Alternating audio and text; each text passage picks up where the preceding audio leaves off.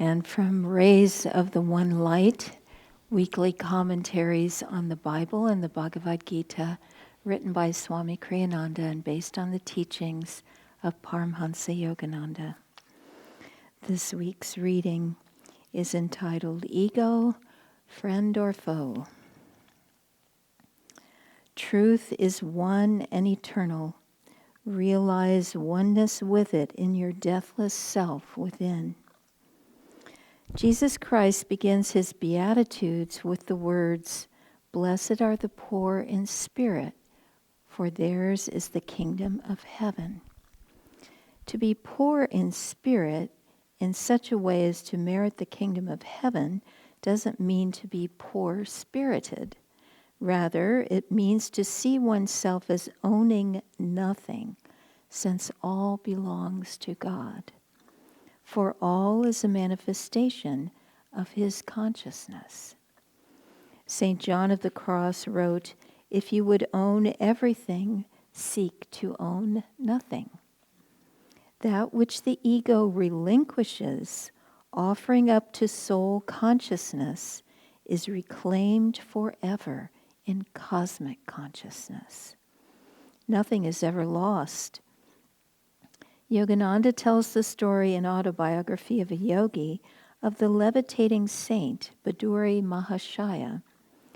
"Master," said a disciple of this saint once ardently, "you are wonderful. You have renounced riches and comforts to seek God and teach us wisdom." It was well known that Baduri Mahashaya had forsaken great family wealth in his early childhood when single-mindedly he entered the yogic path. The saint's face held mild rebuke. "You are reversing the case. I have left a few paltry rubies, a few petty pleasures, for a cosmic empire of endless bliss. How then have I denied myself anything? I know the joy of sharing the treasure. Is that a sacrifice? The short-sighted worldly folk are verily the real renunciates. They relinquish an unparalleled divine possession for a poor handful of earthly toys." And the Bhagavad Gita in the 3rd chapter states, "All things are everywhere by nature wrought, in interaction of the qualities. The fool, cheated by self, thinks, 'This I did and that I wrought.' But ah, thou strong-armed prince, a better lessoned mind, knowing the play of visible things within the world of sense, and how the qualities must qualify, standeth aloof even from his acts." Thus, through Holy Scripture, God has spoken to mankind.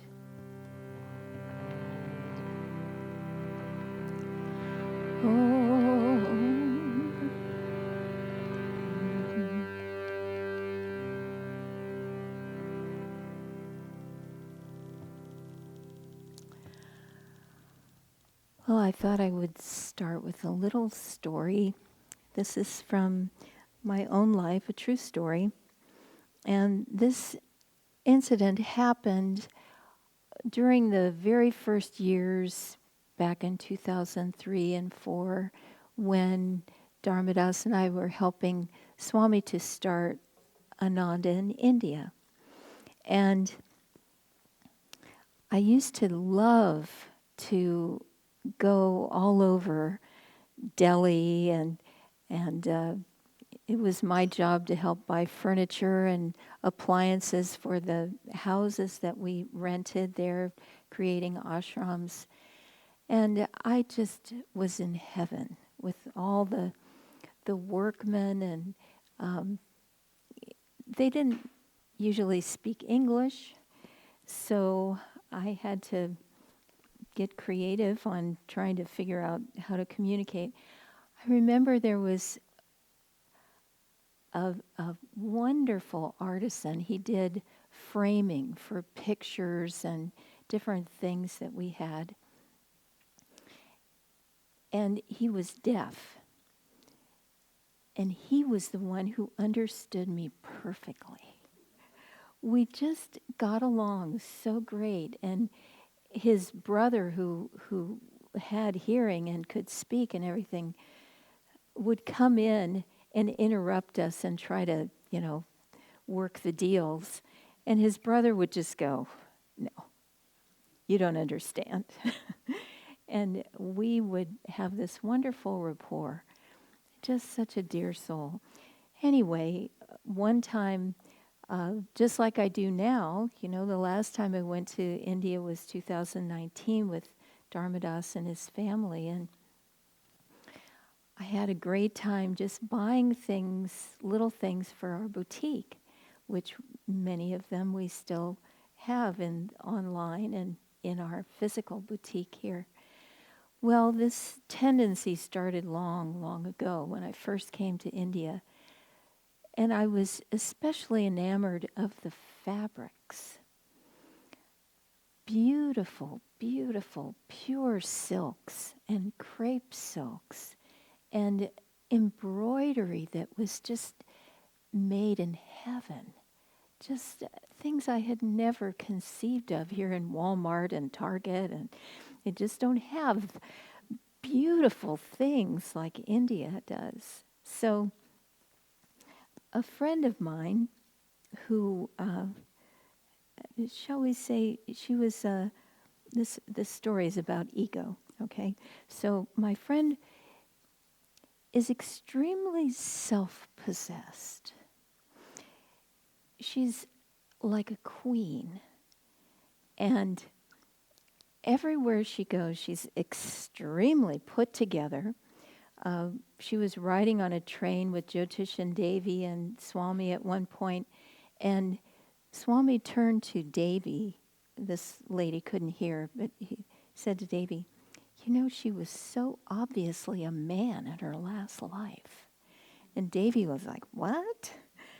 Because she's one of those people that has hundreds of pairs of shoes, all different. She's just amazing. Anyway, she knew of a place in Old Delhi, the old city, where we could find these beautiful silks. And so I coaxed her into going there with me because there's no way she could describe it. So we took a long taxi ride. And then at the outskirts of the city, we had to get rid of our taxis and take bicycle rickshaws because the old city the streets are barely wide enough for two rickshaws to pass each other. And then there's all the cows and motorcycles and people. So it was 100 degrees as we went into the old city in the open-air bicycle rickshaw. And I spent a heavenly hour, choosing all these beautiful fabrics. My friend didn't help me. It was like beneath her to share her expertise with clothing and colors and so on. So I was on my own. She did her own thing, didn't pay any attention to me. And then there was the ride back in the bicycle rickshaw to a place where we could catch a taxi. And a sandstorm came up. Well, imagine, over 100 degrees, it was slightly warm. And then you get hit with all this flying sand and dust. Imagine what that felt like. I felt like I was covered in mud from head to foot. And we got out of the rickshaw,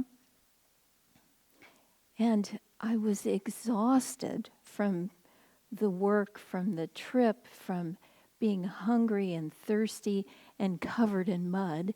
And there was a little restaurant right there. It looked sort of Western, it looked like it might have things we could eat.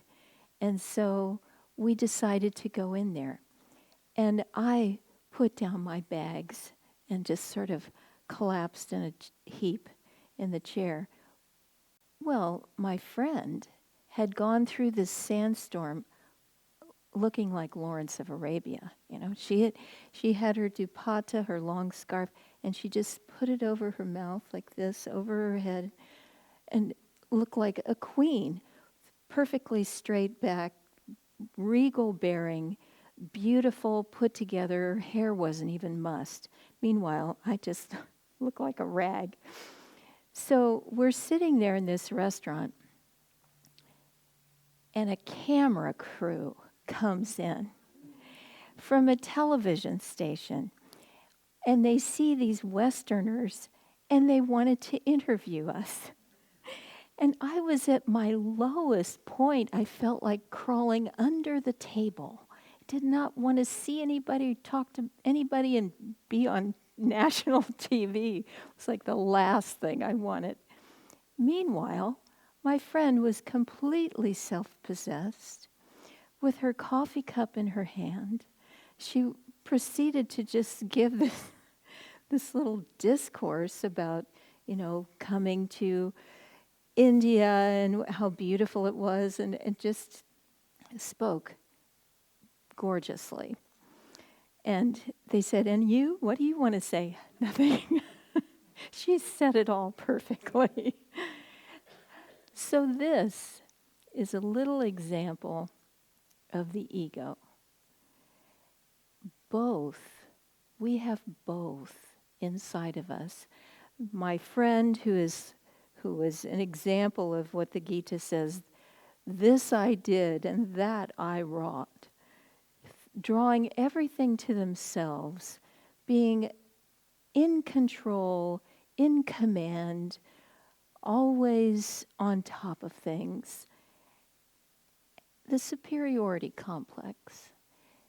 And me, the inferiority complex, wanting to crawl under the table, not wanting to be anything ever around anyone. Both of these we have to get rid of.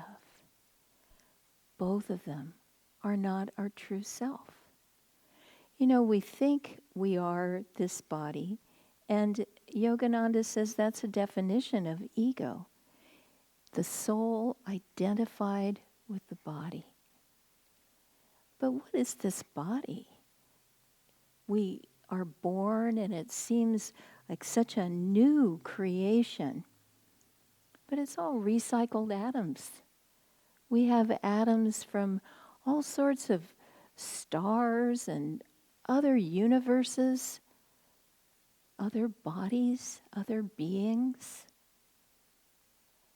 All of life cycles through. Just like compost creates beautiful flowers and fruits, all of life cycles through to create more new life. And we have to realize that we are not this body. That's why Swami in here is talking about being poor in spirit, being non-attached even to this body, even to our thoughts, even to our intellect that we place so much authority in. One of the boons of each yama and niyama has a boon attached to it.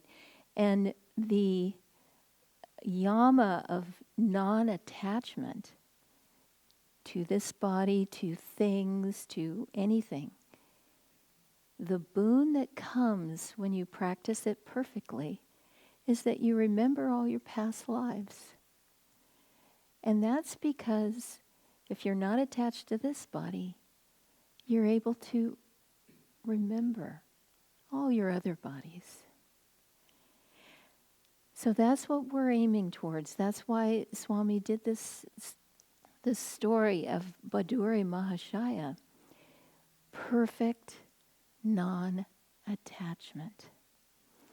I recently read a book which I found fascinating. It's called No Self, No Problem. And it's written by a neuroscientist. And he started his journey because he lost his father when he was 20 years old, and he was in so much grief. He wanted to understand where this grief came from and how to get rid of this grief. And so he studied medicine. He studied the brain. And the brain is divided into two hemispheres, as we know, the left side and the right side. And the left brain is the side for language. It's that thinking voice in our heads that's pretty much going 24/7, especially if you can't sleep well. It's right there all night. So that side of the brain that's always talking, it's always making stories. And some of the experiments that this book talks about are times when the brain is severed. The hemispheres don't talk to each other. And they realize that the left side of the brain will keep making up stories, even if they're not true, just to get a reason for something.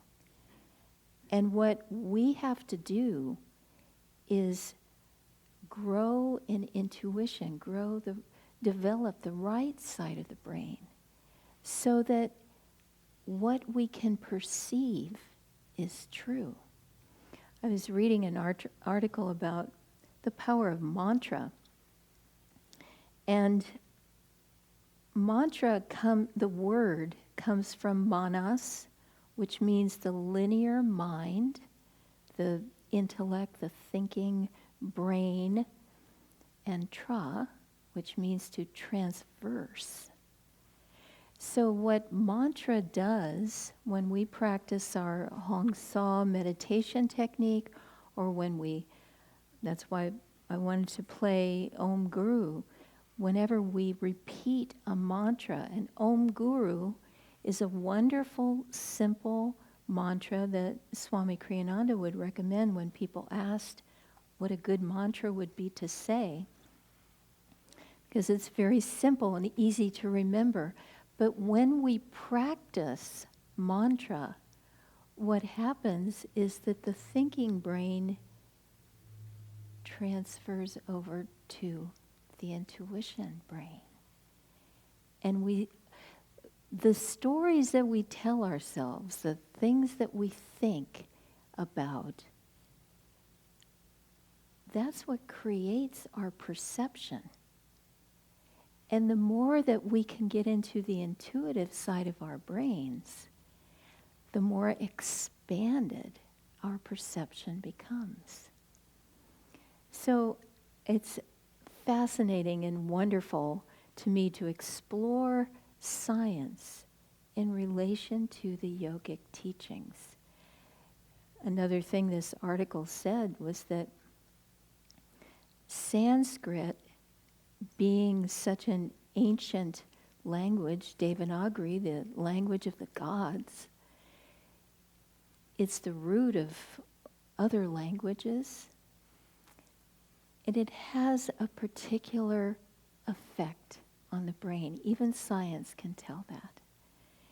And so it releases secretions from the pituitary gland that helps the immune system. So when we're practicing mantra, we're helping our health. So I will just close now by talking just for a moment about this passage of the Gita, because it's a little difficult to understand in some ways. All things are everywhere by nature wrought. We have very little free will. I've talked about this before in studies that I've read. We have the choice in the moment what we're going to do. This moment only. And those choices add up and become habits. and habits create our karma. So we have to make the right choices in this moment. And the next line, in interaction, all things are everywhere by nature wrought in interaction with the qualities. He's talking about the gunas, those waves of energy that move through the cosmos. Tamasic, rajasic, sattvic. Tamasic is the stultifying, dulling of our consciousness energy. Rajasic is the energizing energy. Sattva is the elevating energy. So the choices that we make create our perception. Choose higher consciousness in every moment. The fool, cheated by the self, thinks this I did and that I wrought. That's the ego telling stories about how wonderful we are on the inside or how terrible we are. It's that ego, that talking self. And it's a cheat. But oh, thou strong-armed prince. Arjuna is being called strong-armed because he has mastered dispassion. And that's what we need to find in ourselves. A better lessoned mind, knowing the play of visible things within the world of sense, and how the qualities must qualify, standeth aloof even from his acts. We only have these 5 senses, and they give us a limited perception.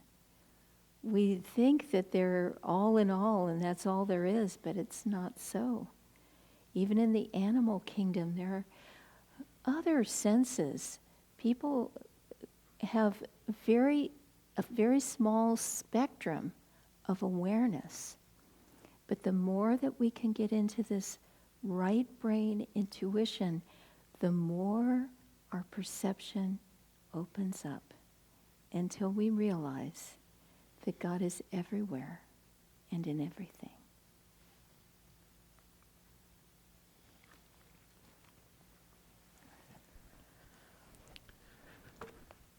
I thought to sing to you a little bit about the ego because this is a somewhat intellectual topic, but I wanted to start by quoting something from last week's reading because it breezes by so quickly that it's easy to miss it, and we didn't specifically identify it or talk about it last week.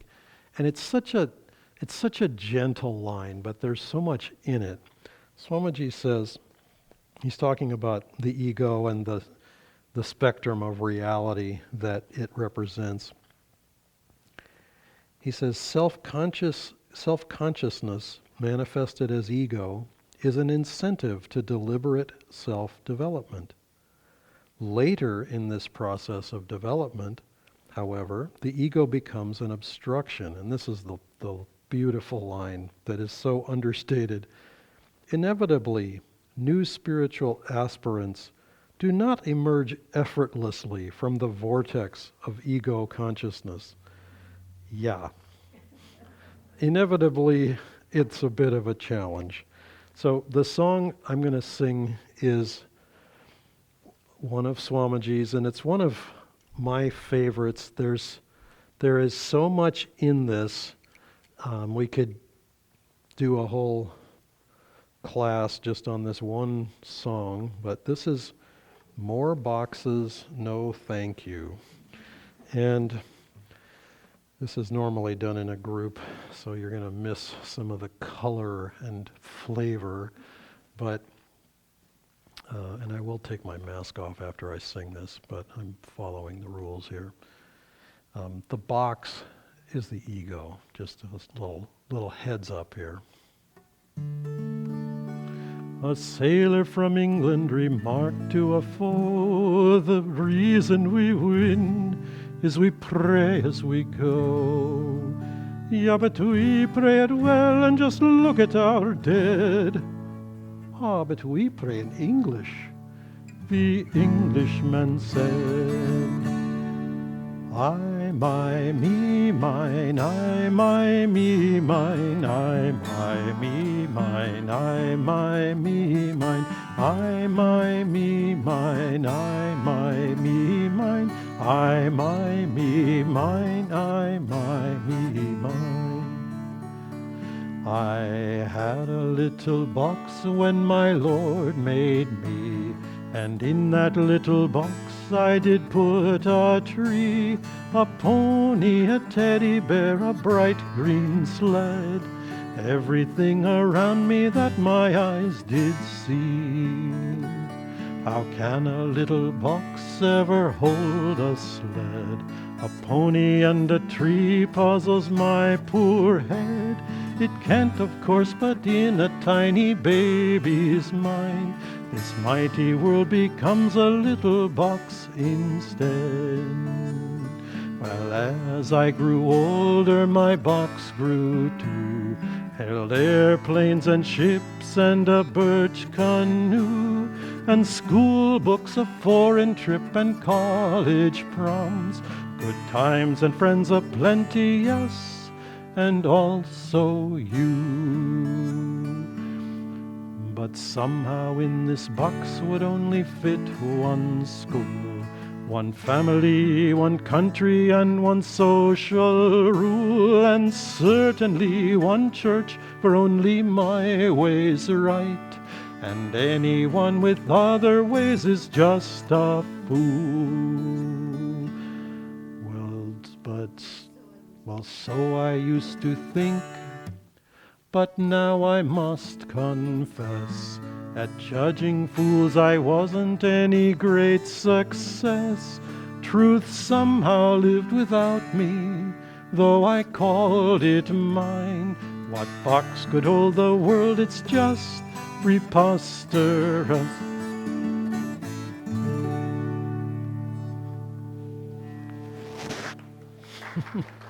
Thank you. Swami talked about that song in regards to his father.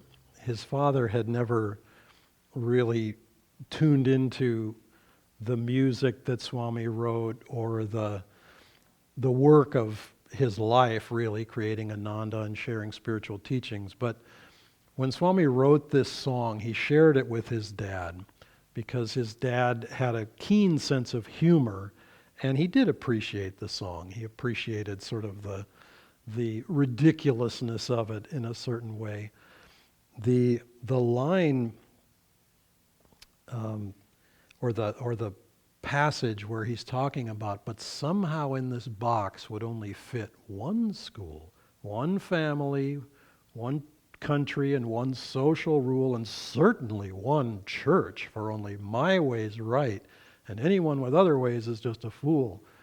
Well, so I used to think, but then I must confess that judging fools I wasn't any great success. Truth somehow lived without me, though I called it mine. What box could hold the world? It's just preposterous.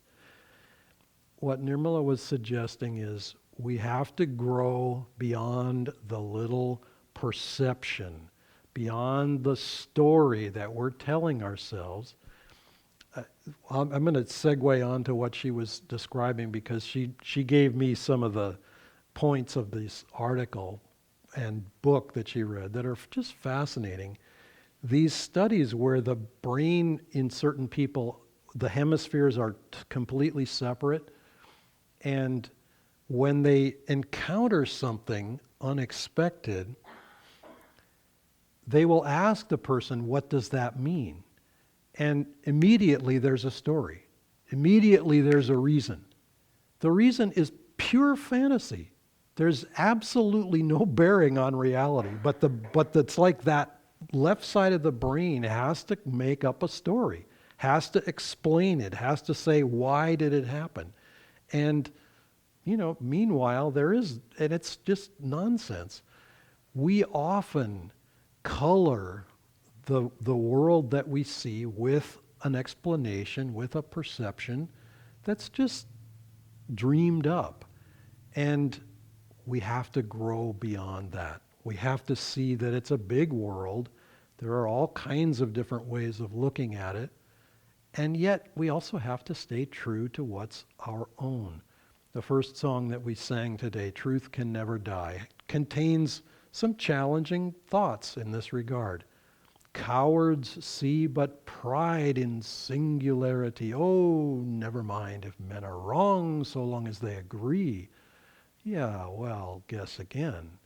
Whole masses of people can go jumping off a cliff in perfect agreement, and it doesn't lead to a good end at the bottom of the cliff. So merely agreeing does not make people right.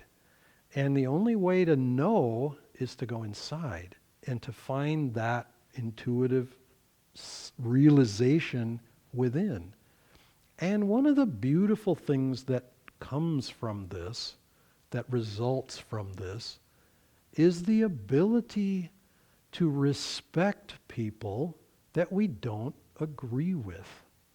The ability to relate to and to even try the world on from their eyes. Try this as an exercise. This is a little scary, mind you. Whatever political persuasion you may be, pick up the other one for once, just for the heck of it. Go to the news sites that promote that and look at the world through those eyes for a few minutes and just say, well, I'm that for the next 5 minutes. And see what the world looks like and try to understand, why do people say what they say? Why do they believe what they believe? Why do they fear what they fear? And your world will expand. And then you can go back to whatever you were before. It's fine. But understand that it's a bigger world than whatever we think of it. And if we're ever going to get past the sense of I am this body, I am this consciousness, I am who I think I am. You know, I've sometimes remarked an episode in my life as a child was the rhetorical question, who do you think you are?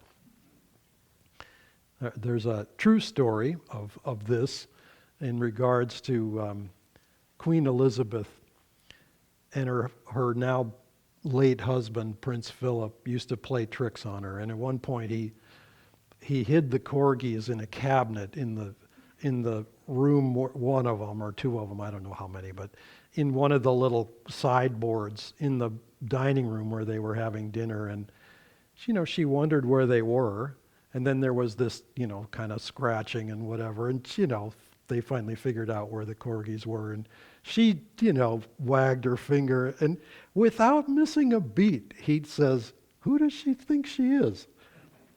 And which of course broke everybody up, including the Queen, had a chuckle because he had a very ready wit. But anyway, who do we think we are? I mean, I used to get asked this question when I got in trouble, who do you think you are? Well, what are you going to say to that? There's no good answer to that. It's like asking what time is it on the space station. Well, I mean, it's whatever time it needs to be. I mean, it's like, who are you? You are whoever you need to be. You are whatever will help you to experience joy and happiness. And sometimes the self-definitions, the school books, the foreign trip, the college proms, all the stuff that we say, oh, this is what I've done. I'm not going to reach for it now, but there's about 10 days ago, every weekday we read from, at least I think we read from it, our morning sadhana. I know I read from it, our morning sadhana, the book, Living Wisely, Living Well, at the end of the sadhana. I quote whatever Swami wrote for that day of the year. And about 10 days ago, there was a beautiful one where Swamiji says, whatever you've done, whether you loved it or not, whether it was beautiful or a disaster, offer it into the infinite. And he's specifically talking about big accomplishments because he was saying, because if you focus on what you did in the past, it will prevent you from being able to fully focus on what you need to do now. So this is touching on what Nirmala was saying. We have the choice of what we do with our consciousness now. Now, we've also voted a bazillion times in the past, which of course creates an influence on what we think we want to do now. But nevertheless, we have the actual choice of what we do with our consciousness now. And if we have released the past in non-attachment, then we can actually make a beautiful choice of what to do with our consciousness now. And that's a great gift, because that choice can lead to freedom and to bliss, and that's where we want to live.